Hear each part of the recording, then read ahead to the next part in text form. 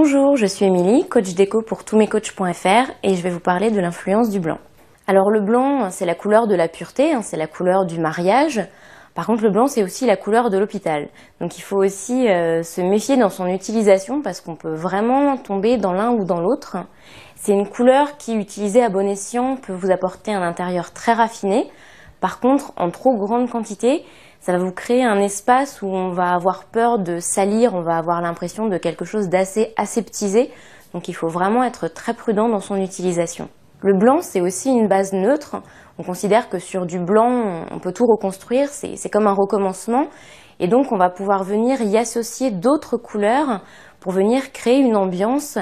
Et le blanc en touche ou sur certains murs, en accessoires, mais mélangé à d'autres couleurs, permet en fait de faire une respiration dans votre intérieur. Donc le blanc, c'est une couleur a priori que je vous conseillerais de ne pas utiliser seule.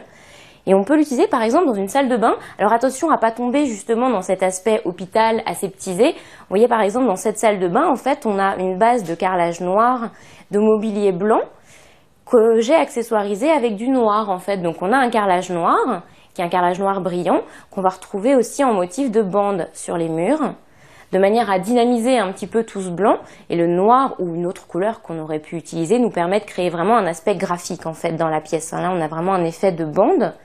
Et puis pour pas avoir cet aspect blanc très froid, c'est aussi important de penser à utiliser différentes textures.